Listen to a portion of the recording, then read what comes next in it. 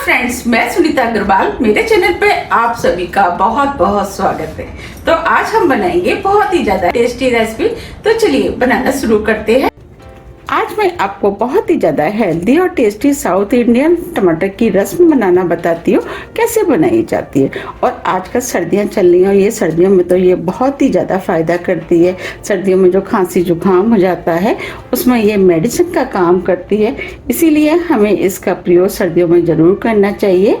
ये इडली, डोसा, बड़ा चावल के साथ तो खाने में और भी ज़्यादा टेस्टी लगती है। आप चाहें तो इसे सूप की तरह भी पी सकते हैं। तो चलिए बनाना शुरू करते हैं। टमाटर की रस्म बनाने के लिए ये हमने 4 मीडियम साइज के टमाटर लिए हैं। अब हम सबसे पहले टमाटरों को काट लेते हैं।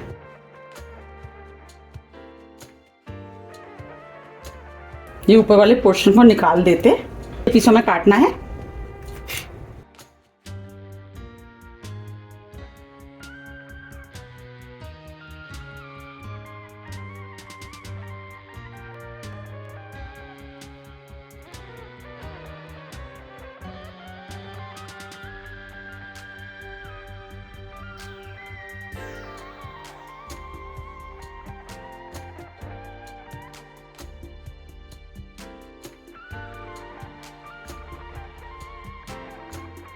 इस तरीके से हम चारों टमाटरों को काट लेंगे।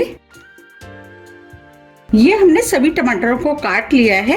अब जो हमने टमाटर काटे थे वो हम इस बॉल में डाल देते।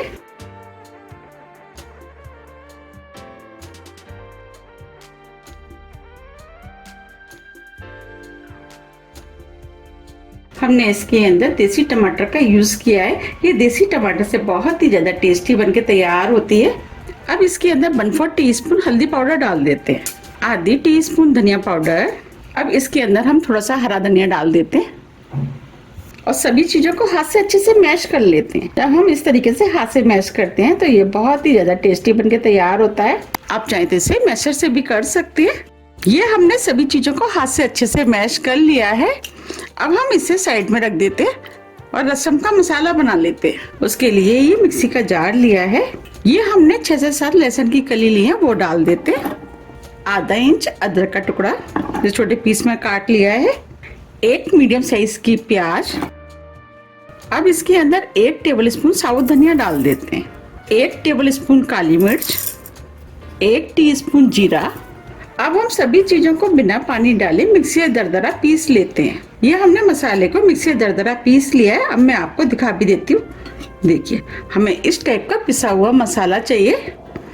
अब हम मसाले को भी साइड से रख देते हैं। हमने 20 ग्राम करीब इमली ली, जिसे हमने 1 कप गर्म पानी में आधे घंटे के लिए भिगो दिया, जिससे कि इमली फूल जाए। अब ये इमली फूल गई है। अब हम इस इमली को हाथ से इस तरीके से मैश कर लेते हैं, जिससे कि इसके अंदर जितना भी पल्प है वो निकल जाए। अब हम इमली के पानी को छान लेते हैं। उसके लिए ये हमने छलनी ली है। अब जो इमली का पानी था उसे हम छलनी में डाल देते हैं। इस तरीके से हम इमली के पल्प को निकाल लेते हैं। ये हमने इमली में से पल्प निकाल दिया है। अब जो ऊपर है उसको हम फेंक देंगे। अब इसके अंदर हम 2 कप पानी डाल देते हैं। पानी को मिक्स कर देते। अब ये इमली का पानी बनके तैयार हो गया है। चलिए अब रसम बना लेते हैं। उसके लिए पैन में 2 टीस्पून ऑयल डाल देते। ऑयल को गर्म होने देते। ऑयल गर्म हो गया है। अब इसके अंदर 1 टीस्पून राई डाल देते। राई को चटकने देते। अब इसके अंदर 2 चुटकी हींग डाल देते, आधी टीस्पून मेथी दाना, थोड़े से करी पत्ते। अब सभी चीजों को भून लेते हैं। अब ये सभी चीजें भून गई हैं।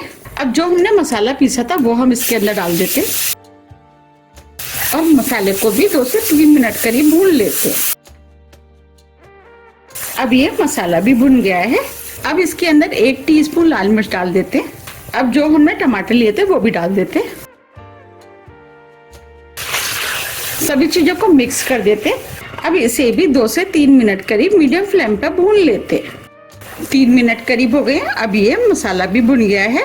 अब इसके अंदर हम 2 हरी मिर्च डाल देते, 2 सूखी वाली लाल मिर्च। अब 3 मिनट करीब हो गए हैं। अब ये मसाला भी भुन गया है। जो हमने इमली का पल्प बनाया था वो हम इसके अंदर डाल देते हैं। अब सभी चीजों को मिक्स कर लेते हैं। अब इसके अंदर 1 टेबल स्पून नमक डाल देते हैं। नमक आप अपने टेस्ट के अनुसार थोड़ा सा कम या ज्यादा भी कर सकते हैं।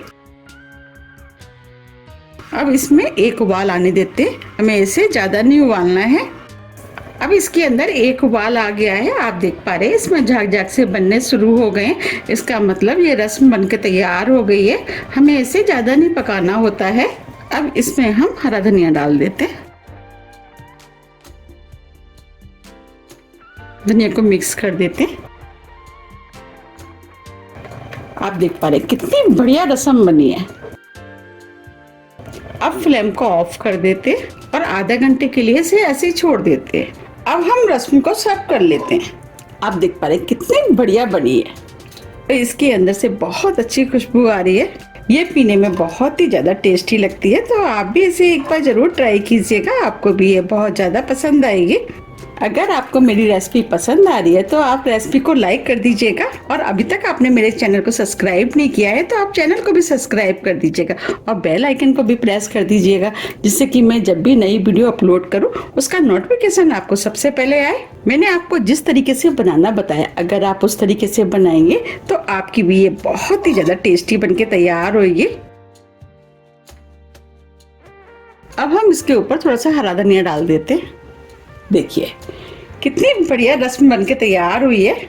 मैंने इसके साथ खाने के लिए चावल बनाए। ये चावल के साथ भी खाने में बहुत ही ज़्यादा टेस्टी लगती है। आप चाहे तो इसे इडली, डोसा, बड़ा, आप किसी के साथ भी खा सकते हैं।